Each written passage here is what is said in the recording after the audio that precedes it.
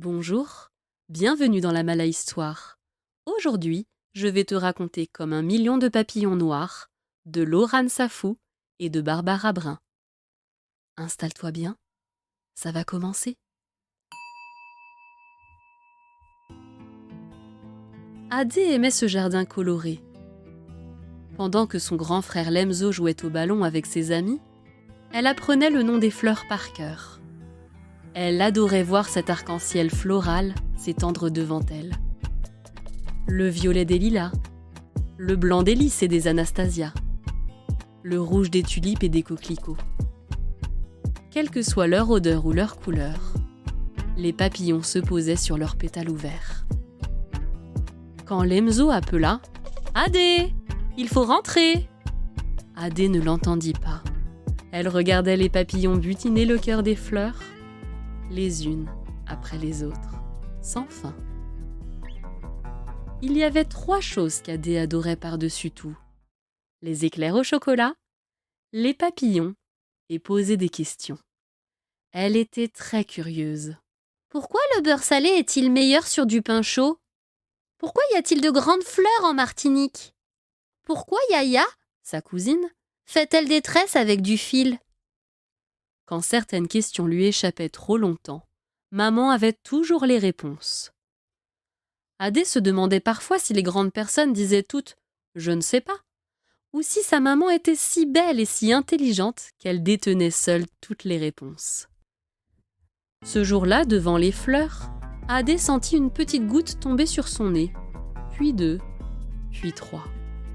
Quand Lemzo s'approcha avec Nathan et Zora, elle entendit des rires. « Pourquoi vous riez ?» demanda-t-elle surprise. « Regarde tes cheveux, ils grossissent bizarrement !» dit Nathan.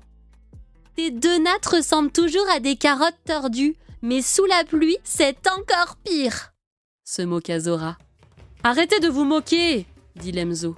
« Viens Adé, on s'en va. » Son frère lui prit la main, mais le mal était fait. Adé remit sa capuche sur ses nattes mouillées par la pluie et ses joues mouillées par les larmes. À la maison, Adé se réfugia dans la chambre de sa mère. « Maman, je veux défaire mes nattes. »« Mais pourquoi ?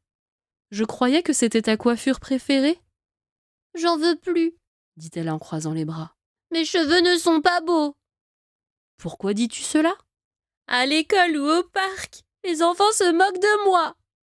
Ils disent qu'ils sont gros comme des coussins, noirs comme du charbon ou secs comme du sable. » « Et tu penses qu'ils ont raison ? » ?»« Oui. »« Je vois, » sourit sa mère. « Moi qui croyais que tu aimais les papillons. »« Mais j'aime les papillons. »« Eh bien, ne naissent-ils pas chenilles, grosses comme des coussins ? Ne se transforment-ils pas dans des cocons secs comme du sable ? Et ne sont-ils pas noirs comme le charbon eux aussi ? » ?»« Si. » »« Alors pourquoi tes cheveux seraient si différents ? » Adé réfléchit un moment. Si ses cheveux étaient aussi beaux que des papillons, pourquoi se moquait-on d'elle ? Elle avait des doutes. Si mes vanilles sont grosses comme des chenilles et que mes chignons sont secs comme des cocons, est-ce que mes cheveux sont des papillons ? demanda-t-elle en montrant ses nattes. Ça, c'est à toi de le découvrir. Mamie m'a toujours dit que le meilleur moyen de le savoir était de guetter leur envol. La petite Adé sourit. Le lendemain, à l'école, elle observa ses amis. Il y avait des cheveux rêveurs de Fanny, les cheveux joyeux de Yémi et les cheveux timides d'Abéni.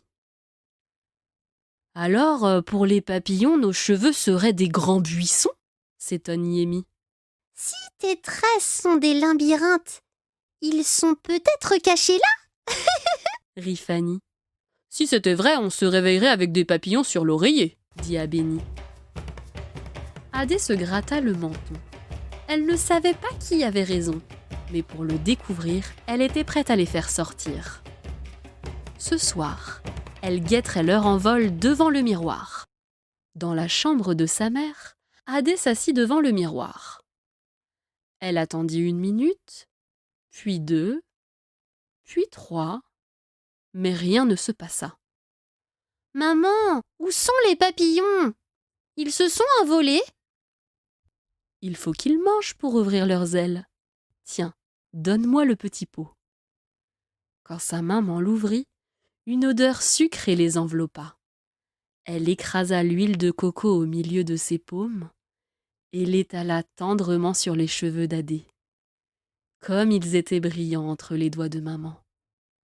Elle attendit 1 minute, puis 2, puis 3, mais aucun papillon n'apparut.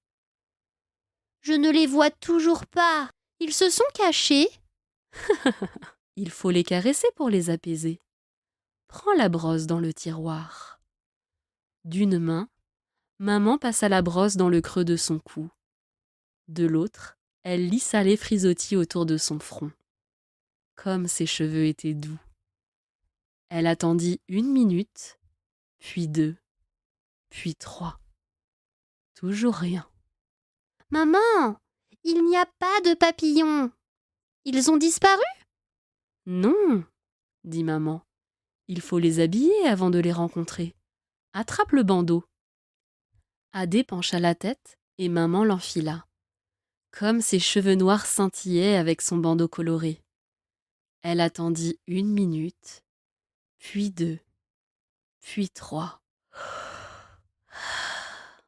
Elle bâilla. « Maman, je suis fatiguée. Ils sont allés se coucher ?» Il faut les rassurer pour les faire approcher. Leur as-tu montré que tu les aimais ? Comment on aime des papillons? Avec de l'huile de coco? Avec une brosse? Avec un bandeau? Quoi d'autre? Demain, elle demanderait à ses tatis. En attendant, au lit.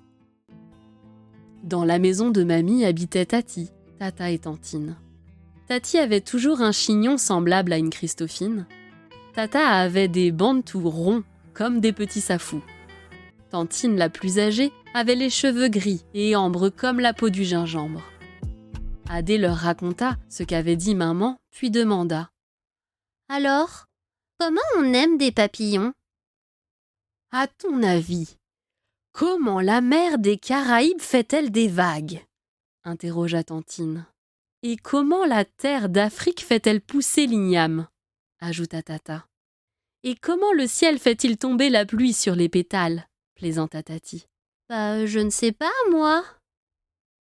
Les 3 tantes caressèrent les jolis cheveux d'Adé. C'est parce que toutes ces choses font ce qu'elles aiment, répondit Tati. Crois-tu que la mer ferait des vagues si elle n'aimait pas être bercée ? Que la terre ferait pousser tous ses fruits si elle n'aimait pas offrir ? Que le ciel ferait tomber la pluie s'il n'aimait pas les fleurs ? Demanda Tata. Aimer, c'est montrer aux autres ce qui nous fait du bien, dit Tantine.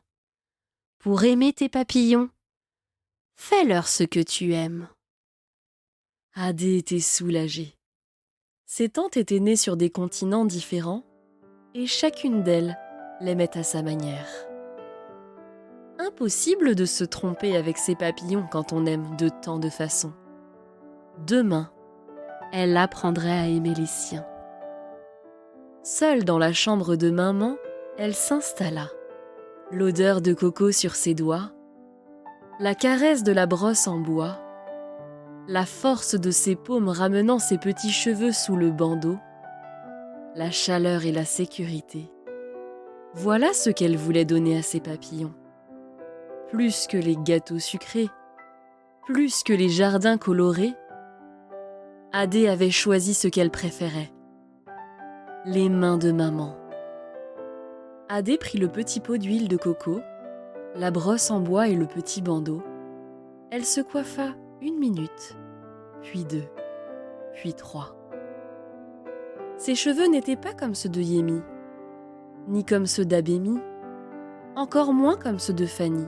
Pourtant, en les tressant, en les nattant, en les serrant, comme il était amusant d'imiter les mains de maman. Elle admira le résultat. Ses cheveux étaient brossés, le bandeau les entourait. L'huile les faisait briller. Tout était parfait.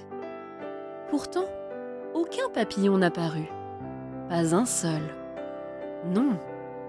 À la place, elle voyait quelque chose de beaucoup plus grand, de beaucoup plus brillant, de beaucoup plus impressionnant. Étaient-ce les vagues des grandes eaux, dans le reflet brillant de son afro? Était-ce une mer agitée qu'elle voyait là, dans le miroir? Était-ce simplement la beauté de ses cheveux noirs? La maman d'Adé entra doucement. Avec ses mains rassurantes, elle caressa les cheveux crépus et parfumés d'Adé. Elles se regardaient toutes les deux dans le miroir. Alors Adé, tes cheveux ne sont-ils pas gros comme leur nid, noirs comme leurs ailes, doux comme le feuillage qui les abrite? Regarde, ils forment de petits tourbillons ce soir, comme l'envol d'1 million de papillons noirs.